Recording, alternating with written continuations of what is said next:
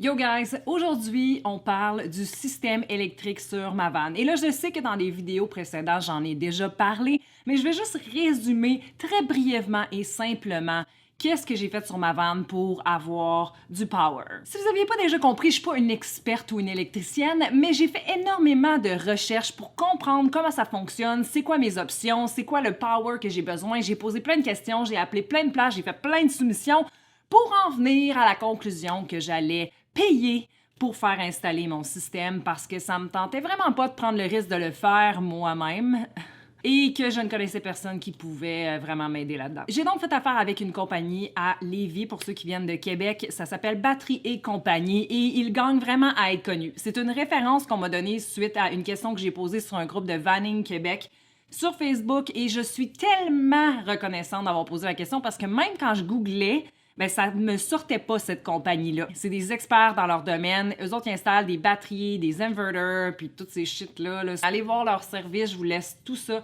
dans la description pour ceux qui s'intéressent ou qui viennent, obviously, de Québec. Donc, qu'est-ce que j'ai fait faire et pourquoi? En gros, moi, je voulais juste être capable de plugger mon laptop, mon cellulaire, des petites choses bien normales, même pas de séchoir à cheveux ou de plaque à cheveux, là, rien de trop fancy. Juste avoir du power quand je reste à une place puis que j'ai pas besoin de rouler pour faire charger mon cellulaire ou quoi que ce soit. C'est tellement life-changing pour moi. Et aussi, un fan au plafond quand je dors, quand il fait chaud, quand on veut sortir l'air chaud ou rentrer l'air frais quand on dort. J'ai posé la question à beaucoup de gens qui avaient une vanne, j'ai écouté beaucoup de vidéos sur le sujet et of course c'est ma 4e vanne, donc je savais que c'était un must-have pour moi personnellement d'avoir un fan, même si ça coûtait extrêmement cher d'avoir tout un système électrique et le fan en tant que tel, faire le trou, le temps que ça prend et qu'on paye pour faire ces choses-là, it was all worth it. C'est sûr que si vous prévoyez vivre dans votre van à temps plein, je vous dirais faites-le. Par contre, si vous êtes comme moi ou comme j'étais avant, ben c'est peut-être pas nécessaire pour vous parce que vous allez utiliser votre véhicule juste de temps en temps, puis au pire, ben une nuit que vous crevez de chaud, c'est pas si pire parce que vous avez un chez vous le reste du temps, puis vous avez pas l'argent d'investir ça. Puis en plus, si vous décidez d'aller avec l'électricité, le fan et tout ça, ben il faut le faire au début du processus parce qu'on va faire des trous dans votre plafond, on va passer du filage et tout ça va être recouvert éventuellement, puis on veut pas que les fils soient à l'extérieur, right? J'avais pas full de budget au début, j'ai investi malgré tout parce que je savais que c'était là ou never, puis ça augmente énormément la valeur de la vanne, même si c'est une grosse partie de votre budget qui part pour faire ce genre d'expérience. Ce genre d'affaires-là. Bref, j'imagine que si vous écoutez cette vidéo-là présentement, c'est probablement parce que vous voulez savoir comment faire, quoi faire, ou simplement n'êtes pas certain si oui ou non vous désirez le faire. Donc, je vais simplifier pour vous comment j'ai fait mon système, comment ça fonctionne pour quelqu'un qui ne connaît rien là-dedans. OK, fait que je vais mainly me concentrer sur ce que moi j'ai fait, mais ça ressemble pas mal à tout ce que les van lifers font. Des fois, ils ajoutent une autre batterie, un chargeur, plus de filage, de la lumière, blabla. Mais en gros, ça va vous donner une bonne idée simplement de ce que vous pouvez faire qui coûtera pas trop cher pour avoir un fan et de l'électricité dans votre véhicule. Pour faire simple, tout le monde qui a un véhicule a une batterie principale qui charge le véhicule, right? C'est en dessous du hood, ça va avec l'alternateur, le moteur, et toutes ces autres shit-là. Bref, cette batterie principale-là va charger une batterie secondaire. Donc, la première chose qu'il faut que vous pensiez, c'est d'avoir une batterie secondaire que vous achetez à part qui va venir charger votre fan, votre cooler si vous voulez en avoir un, tout ce qui fonctionne sur le 12 volts. Puis la batterie, si vous voulez savoir, est rendue à combien parce que c'est pas obvious, vous pouvez avoir soit un système qui coûte assez cher honnêtement pour avoir l'app sur votre téléphone puis voir vraiment votre consommation est rendue à combien puis arrêter d'utiliser la batterie si nécessaire ou la charger du moins. Si vous n'avez pas d'argent comme moi et vous désirez sauver là-dessus, moi j'ai mis juste un petit indicateur qui est en volt, I believe. Puis j'ai demandé au gars tout simplement le chiffre le plus bas qu'il fallait que je me rende avant d'arrêter d'utiliser ma batterie. Étant donné que c'est une 125 ampères, le truc présentement, normalement, va être environ à 12.8 volts. Il va monter un peu quand je vais utiliser quelque chose, ce qui veut dire qu'elle est fully full. Si elle est à 50%, c'est autour de 12.2 volts que vous allez voir sur votre indicateur et autour de ça, être à 50%, donc rechargez-la. Puis parce que je suis une petite têteuse, j'ai demandé un bouton aussi on and off pour fermer la petite lumière de l'indicateur de comment il me reste de power dans ma batterie parce que ça aussi, ça prend de la batterie. Fait que moi, je veux pas que rien prenne de batterie quand je n'utilise pas la batterie. Donc, en gros, vous allez avoir du filage qui va partir de la batterie principale jusqu'à la batterie secondaire pour venir charger la batterie secondaire pendant que vous rouler. Et pour ne pas drainer votre batterie principale puis tomber en panne, ça vous prend un isolateur. Et là, il y a d'autres noms pour ça, puis je me rappelle plus du nom qu'ils utilisaient chez Batterie Compagnie. Mais bref, ça vous prend ça parce que sinon, quand votre véhicule va être arrêté, la batterie principale va continuer d'alimenter la secondaire et vous allez vider votre batterie principale. Ça coûte pas très cher, c'est entre 70 et 110 $. C'est quelque chose que vous pouvez acheter directement si vous le faites installer quelque part ou encore sur Amazon. Et pour toutes les choses que je suis en train de vous parler, j'ai fait mes propres recherches, j'avais tout acheté sur Amazon avant de faire installer ça ailleurs. Fait que je vais vous laisser ça dans la description. Donc, une fois que l'isolateur est branché sur la batterie principale est reliée par un filage jusqu'à la batterie secondaire, ça vous prend un inverter. L'inverter sert à charger toutes vos choses de la maison que normalement vous pluguez dans le mur. Petit détail sur l'inverter qui est quand même important, c'est que l'inverter va toujours tirer du jus de la batterie s'il est ouvert. Fait que je vous conseille de le laisser fermer. Il y a toujours un bouton on and off de toute façon qui va vous permettre d'arrêter de tirer du jus si vous ne l'utilisez pas. La force, si je peux dire, de l'inverter que vous allez acheter va dépendre de pourquoi vous voulez l'utiliser. Personnellement, c'était juste mon laptop, mon iPhone, puis pour charger mes batteries à caméra. On en est venu à la conclusion que j'avais pas besoin de tout ce power-là, que je pouvais simplement résumer à un petit truc non pure sin, 500 watts, quelque chose de super simple. Mais si vous avez des choses que vous désirez brancher, que vous savez qu'ils prennent énormément de power, je vous conseille d'y aller avec un minimum de 1000 watts et plus, surtout si vous avez l'intention d'avoir un panneau solaire. En parlant de panneau solaire, moi personnellement, j'aurais aimé ça d'en avoir un. Souvent, ça va sur le toit, on s'entend, et mon toit est extrêmement petit et je désire avoir plus de rangement dans le futur. Alors, je prévois avoir un coffre de toit pour mettre mes shit supplémentaires comme mes chaises, une table pliante, un paddle gonflable, toutes des choses que ma van ne pourrait pas contenir à l'intérieur. Donc, ma priorité, c'était le rangement et pas un panneau solaire. Puis, on dirait que je pouvais pas avoir les deux, même avec un petit panneau solaire miniature. Ce qui est cool, par contre, et je l'ai déjà dit dans une vidéo précédente, c'est que si vous désirez quand même avoir une charge supplémentaire qui vient charger votre batterie éventuellement, il y a possibilité d'acheter un panneau solaire pliable, super petit, qui va venir se brancher directement sur votre batterie.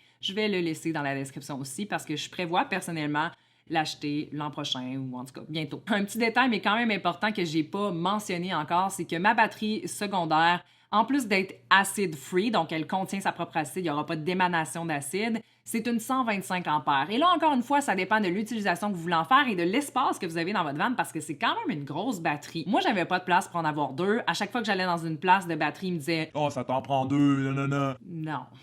Ça me tentait pas de perdre cet espace-là, d'avoir deux grosses batteries dans ma minivan super minimaliste. Donc, j'ai pris la moins dispendieuse qui m'apportait le plus de power en sachant que, au pire, j'allais rouler avec mon véhicule pour recharger ma batterie ou encore avoir un panneau secondaire qui allait la recharger un peu plus vite. Donc, prenant en compte qu'on ne veut pas vider plus que 50% de sa batterie, la moitié de 125 ampères que j'ai me donne 62,5. Et ce 62,5-là, en calculant mes dépenses énergétiques, était assez pour durer environ 2 jours et demi si je fais marcher toutes mes choses sans arrêt pendant 2 jours. Ce système-là, au complet, que j'ai fait installer dans mon véhicule, m'a coûté environ 1500 $. Et là, ça comprend l'isolateur, ça comprend la batterie, ça comprend le temps, le filage, l'isolateur, toutes les gogosses, sauf le fan. Je sais que ça peut paraître cher, mais j'ai eu des soumissions beaucoup plus chères que ça. Ça vaut tout l'or du monde parce que je sais que je me sens safe, que ça fonctionne à la perfection, que tous les filages sont bien faits, qu'il y a des fusibles si quelque chose pète. J'aurais jamais été capable de faire ça moi-même, donc je suis énormément reconnaissante du travail de professionnel de ces gens-là. Fuck, j'ai plus de batterie!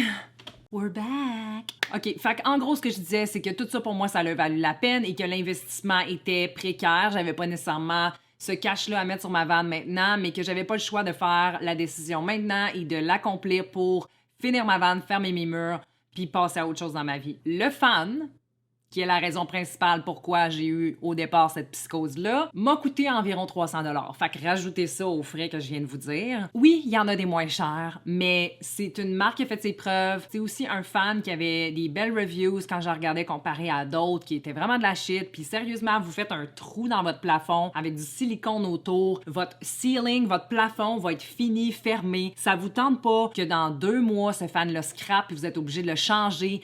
Tout décalisser votre plafond parce que vous avez voulu sauver 100$. Donc, ceci étant dit, le fan comme tel a 3 levels, tout est manuel, j'ai pas de manette, quoi que ce soit, puis non, il y a rien pour couvrir de la pluie. Donc, quand l'auvent est ouvert, donc je l'ouvre manuellement, et quand ça c'est ouvert, s'il pleut dans la nuit, je pourrais recevoir la pluie. Ce que j'aime aussi de ce fan-là, c'est que vous pouvez sortir l'air chaud, l'air vicié de votre véhicule quand ça fait un bout que vous êtes allé magasiner, faire l'épicerie ou whatever, vous revenez dans votre auto, vous êtes en train de mourir, vous pouvez sortir cet air-là et aussi rentrer de l'air frais le soir, donc il marche dans les deux sens. Je sais pas si ça fait du sens pour vous ce que je viens d'expliquer, mais c'est la meilleure façon que je pense que je peux l'expliquer. Je trouve par contre que quand je veux pusher l'air en dedans, puis je sais pas si c'est normal, mais je trouve que ça push pas beaucoup, à moins aussi que j'ouvre des fenêtres, which is fucking weird, but yeah. Je suis comme dans le déni par rapport à ça, honnêtement. Là, je sais pas trop ce qui s'est passé, puis ça me tente pas vraiment d'en faire un cas. Une chose que je me suis questionnée aussi, qui va peut-être vous aider, mais je me suis demandé énormément où j'allais mettre le fan. Donc, est-ce que je le mettais plus à l'avant? Est-ce que je le mettais plus en arrière? Puis,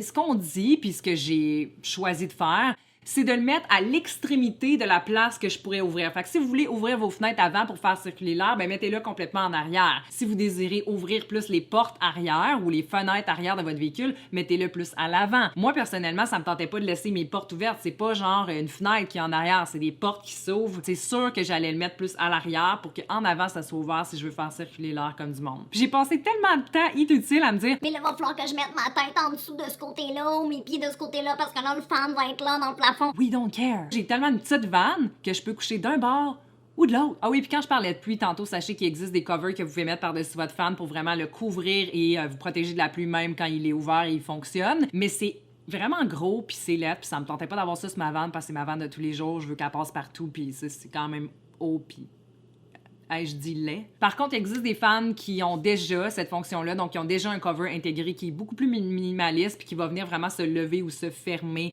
électriquement, genre de façon très classe et sexy, mais c'est très cher. Quand vous commandez, surtout en ligne, un fan, vous pourrez pas nécessairement le retourner. Fait qu'assurez-vous que vous commandez la bonne affaire, assurez-vous que c'est la bonne grosseur pour votre plafond, que si vous voulez l'air qui sort et l'air qui rentre, assurez-vous qu'il fasse ce travail-là. Il y a des fans qui font juste un ventilateur.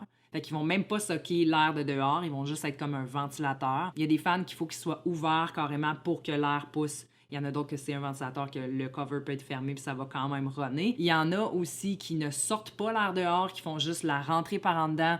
Donc, assurez-vous que ça fasse les deux. Je me rappelle plus, il y a vraiment un terme pour ça. Je vais essayer de le noter si je m'en rappelle. Là, je vais le chercher tantôt, mais il y a vraiment un terme qu'il faut utiliser si vous désirez avoir les deux, in and out. La dernière chose que je veux parler, c'est les choses que j'ai pas. On a le cooler que j'ai pas, le cooler électrique, mettons 12 volts, là, qui se met dans une plug à lighter ou quoi que ce soit. Je pourrais en acheter un puis le laisser en avant, mais j'ai souvent des compagnons puis j'ai pas vraiment de place dans mon char pour ça. Puis personnellement, j'ai toujours fait mon épicerie à chaque jour. Une autre chose que j'ai décidé de pas avoir côté électricité, c'est des lumières encastrées. Personnellement, j'en ai jamais eu. Je trouvais pas que c'était pertinent. Ça coûtait quand même plus cher d'en avoir à cause du filage, des lumières, puis du temps pour faire installer ces lumières-là. Fait que je me suis dit, fuck that! J'ai mis des petites Twinkle Lights qui coûtent fucking 2$ au Dollarama. Ils font la job. J'ai toujours eu ça dans mes vannes, puis honnêtement, je trouve que ça éclaire énormément. Si vous en mettez une en arrière puis une en avant, vous êtes capable de cuisiner, jouer au skip beau, make love.